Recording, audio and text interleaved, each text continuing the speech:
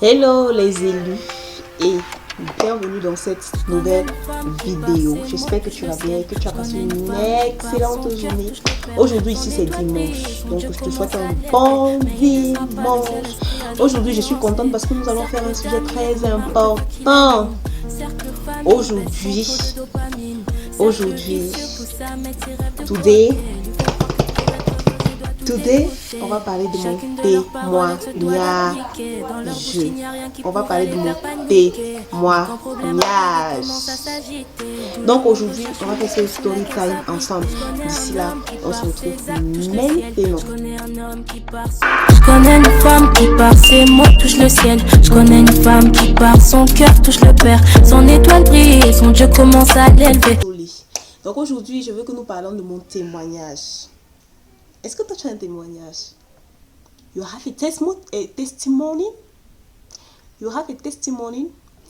Ok, moi j'ai un témoignage plutôt particulier et j'aimerais vraiment partager cela avec vous parce que le Seigneur a dit dans sa parole: allez et faites des nations mes disciples. Avec quoi est-ce qu'on fait des nations les disciples du Seigneur? C'est avec notre témoignage, c'est avec notre témoignage, c'est avec mon témoignage, c'est avec ton témoignage, d'accord? C'est avec nos témoignages. Alors, je commence mon témoignage à partir de 2013. 2013. En fait, 2013, je vis avec ma tante. Et ma tante, elle, me prend dans une église de la place où nous y allons tous les dimanches. Je suis petite chrétienne, quoi. Donc, comme tous ces enfants, vous voyez, souvent le dimanche, ils vont à l'église, ils sont motivés, ils sont contents, ils sont au culte d'enfants. Quand on célèbre les cérémonies, ils sont présents. J'étais présente à toutes ces cérémonies-là. Parce que j'ai grandi dans l'ambiance de l'église. On m'y amenait tous les dimanches. Alors, à partir de 2015, je commence à grandir en fait. Je commence à grandir et je deviens peu à peu une femme. Je deviens peu à peu une dame. Je deviens peu à peu une jeune madame. Et les choses changent. Et je découvrais en fait la vie. Je découvrais les opportunités que la vie nous présente chaque fois. Je grandissais, mais je continuais quand même à me rendre à l'église tous les dimanches et j'allais dans les programmes de l'église, dans les programmes de la jeunesse. Je faisais tout ce qu'une jeune fille peut faire quand elle est chrétienne. Et en 2018, non, vers 2016 d'abord, 2016-2017, on déménage, on arrive dans une nouvelle maison. Je suis avec maman cette fois et j'adhère dans une nouvelle communauté. Et là-bas, je commence à être butée en fait. Je commence à être cognée par les membres que j'ai là-bas. Ils me disent: tiens, tu t'habilles pas bien, ton habillement n'est pas bon, on ne porte pas ça pour venir à l'église. Un enfant de Dieu ne met pas ça, un enfant de Dieu ne met pas ci. Et chaque fois, en fait, ils remettaient en question qui j'étais et ça m'énervait. Et je me disais: mais pourquoi est-ce qu'ils sont exigeants en fait? Ils me mettent la pression, ils me mettent sur tension. Et en fait, j'ai envie de quitter, mais ce n'est pas évident parce que j'ai déjà adhéré tellement de choses et je ne veux pas tout abandonner. Et je me rappelle la vie que je vivais en même temps quand j'allais à l'église. J'avais un petit ami, j'avais vraiment pas de discernement en ce qui concernait la vie. Tout ce qui venait, en fait, je faisais, en fait, je me lançais tout simplement dans tout ce qui venait, quel que soit l'événement, qu'il soit mondain, j'y allais avec mes amis et ensemble, on avait des commentaires vraiment pas chrétien en fait, pas chrétien, pas qui j'étais, pas qui je devais normalement représenter, vous voyez un peu. Et vraiment, comme je disais, chaque fois j'étais butée, on me disait: non, tu fais pas ci, non, tu fais pas ça, tu fais pas ci, tu fais pas ça, tu fais pas ci. Et j'étais vraiment dans un stade vraiment très énervé. Et je me disais chaque fois que j'en ai marre en fait, j'en ai marre. Et je voulais toujours abandonner, je voulais toujours laisser et tout. Et je me rappelle en 2018, On lance dans ma communauté un mouvement qu'on appelle le discipolat. Et le discipolat est tenu par la femme de notre pasteur, que je respecte jusqu'à aujourd'hui. Vraiment, c'est ma pierre d'or. C'est une personne que j'aime beaucoup. On lance le discipolat et nous sommes disciples. Nous commençons aussi le discipolat comme tous les autres chrétiennes. Je commence aussi parce que j'étais avec ma soeur. C'est pourquoi j'ai dit on. Je commence aussi le discipolat avec ma soeur et nous venons constamment au discipolat. Et nous n'avons pas laissé nos mauvaises habitudes. Je n'avais pas laissé mes mauvaises habitudes. J'étais toujours constamment dans mes sorties, à aller dans des snacks, à aller ici et là, par-ci, par-là. Vraiment, j'y étais. Et quand on commence le discipolat, cette femme, elle est vraiment très stricte envers nous et elle nous dit toutes les réalités, aussi creuses que ce soit de la vie. Elle nous dit, t'es né, si vous mourrez aujourd'hui, où est-ce que vous allez? Je me rappelle comment elle nous cognait chaque fois avec des paroles.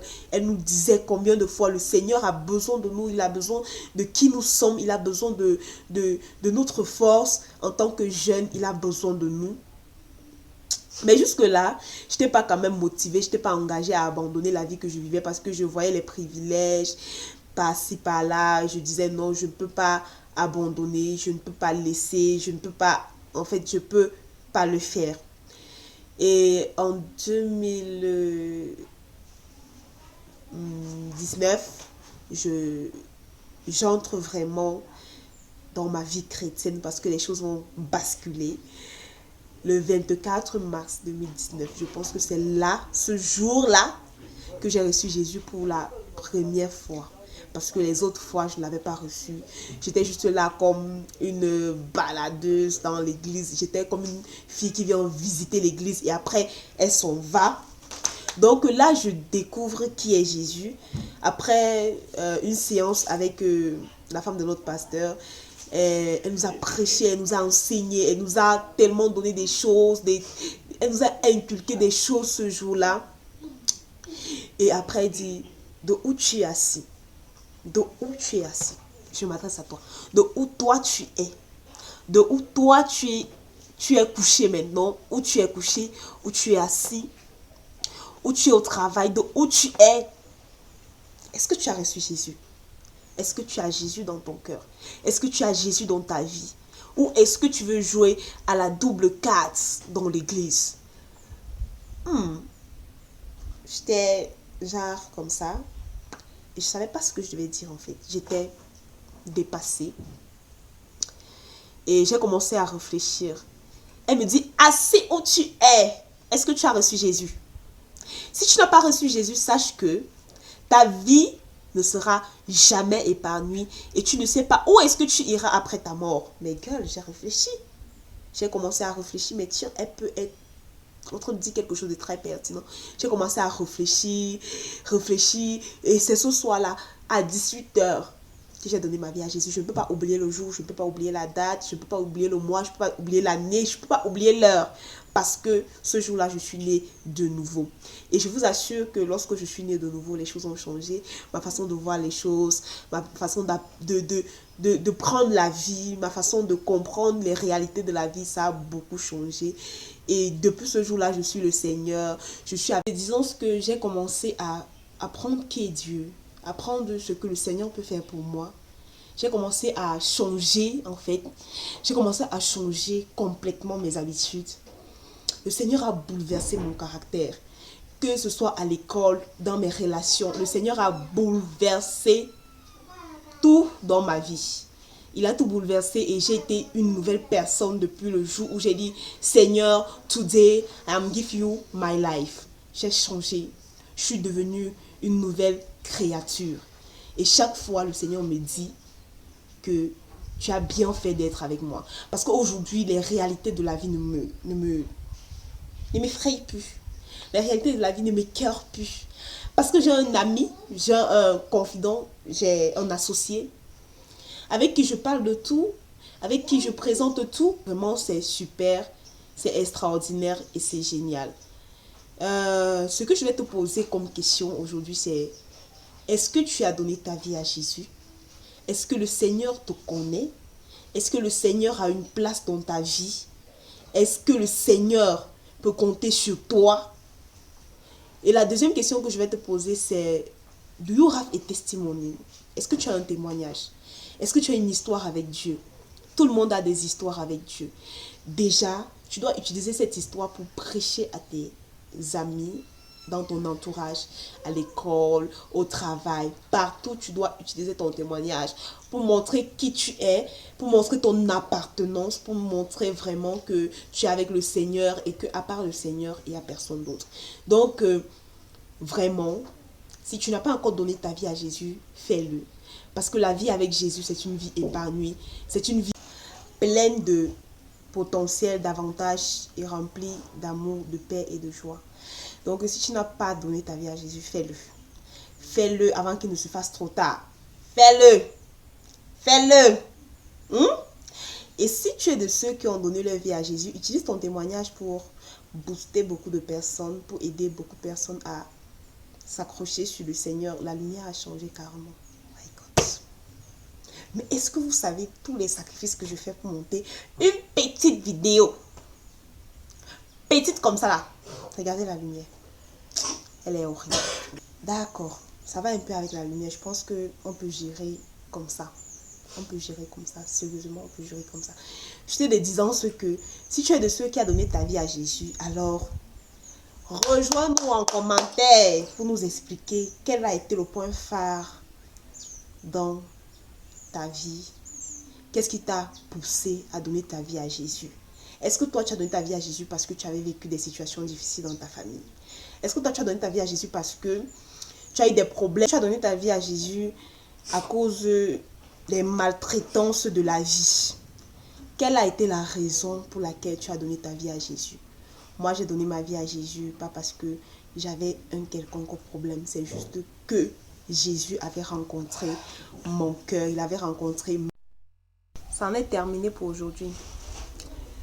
J'espère que vous avez aimé la vidéo et on se dit à la prochaine vidéo parce que vraiment cette vidéo, il y a trop de choses. La lumière, la mémoire. Donc on va arrêter ici pour aujourd'hui. Je pense que dans la prochaine vidéo, nous allons mieux détailler un autre sujet et on va faire un petit briefing sur celui-ci. D'ici là, portez-vous bien et que le Seigneur veille sur vous. Bye bye.